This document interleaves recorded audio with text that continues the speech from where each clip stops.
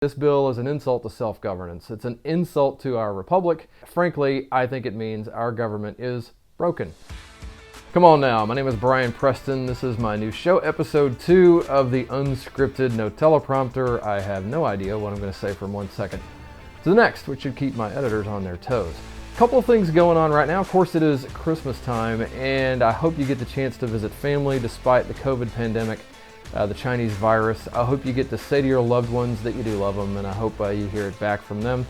I really hope you get to visit them in person if it's safe to do so, and if not, give them a call, get on video chat, and spend some time, really quality time with your family.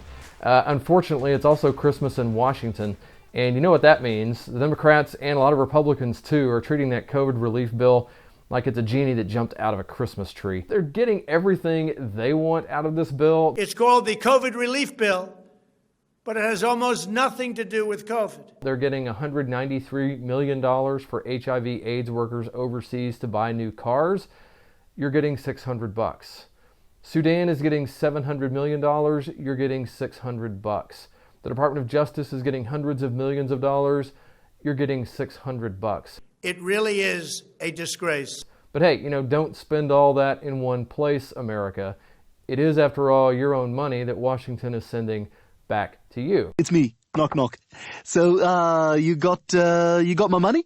Huh? Oh, yeah, I'll pay you soon. Yeah, well, here's a suggestion. Have the money by tomorrow and there won't be any problems. Frankly, I don't want to spend too much time ranting about this bill other than to note that Nancy Pelosi manipulated it so she could impact the election and make her vote count more than yours. Don't characterize what we did before as a mistake, as a preface to your question, if you want an answer.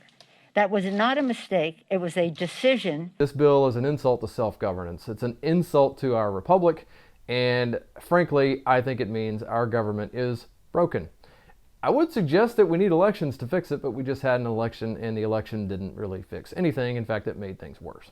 Now, another thing that's on my mind related to Christmas and toys and all that is actually Star Wars versus the NFL. When I was a little kid, one of the coolest things you could get for Christmas was of course, Star Wars toys. The action figures had just come out. You could get Luke Skywalker and be him. You could get Darth Vader and be him. He even came with this little plastic lightsaber embedded in his arm. That was cool. You had Princess Leia, Han Solo, R2-D2, C-3PO. All of the cool Star Wars characters were now playable. You could bring them home and play with them. And if you were really fortunate, you had the Millennium Falcon playset. So you could put all your action figures in that and even reenact those scenes.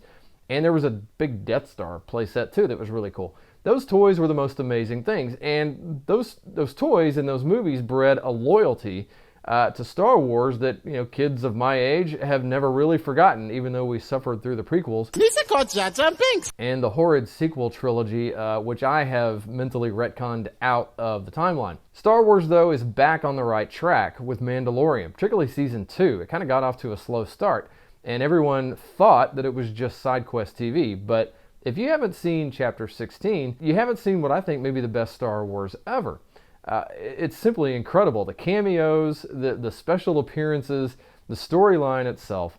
And I think where Mando is getting things right, and where Disney and Lucasfilm got things wrong previously, was they didn't care about the fans. The sequel trilogy, J.J. Abrams even said he couldn't satisfy both the current fans, the new fans, and the first generation fans, the OG fans that suffered through the prequels and loved Empire Strikes Back, didn't love the Christmas special so much, even though it gave us Boba Fett. So Boba Fett is actually in that Star Wars Christmas special, which was abysmal. But notice some of the weapons he uses, that rifle he uses, and his ship and everything.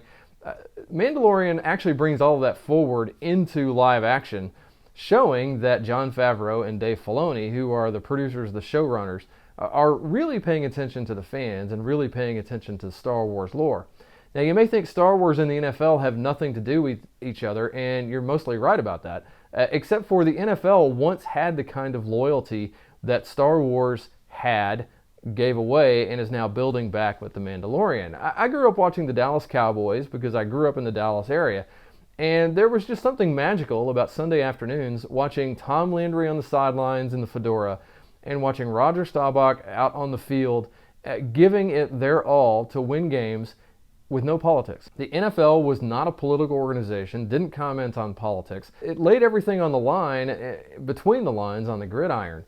The NFL has gotten away from that. And in the last few years, with the Colin Kaepernick protests and with all the social justice warrioring, all of the stickers you can and can't wear on your helmets as a player, the NFL is becoming this divisive thing that Star Wars became during the sequel trilogy era in particular.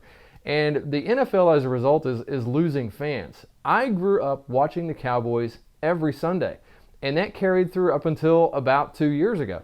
I haven't watched a single full game this year. I've watched a few minutes here and there, but what I've seen is a bad product. The football is not good anymore. And by the way, there's always some social commentary going on that's meant to divide the country. The NFL needs to quit this. The NFL needs to do what Star Wars has done and actually pay attention to the fans.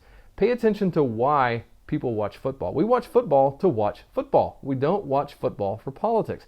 Same thing with Star Wars. We watch Star Wars for great story, fun characters, the spaghetti western in space thing, the Kurosawa thing that Star Wars does. We don't want SJWing in either one of them. Star Wars is on the way up. The NFL is on the way down. NFL, can you save yourself? Come on now. Let's get back to football. I'm Bryan Preston.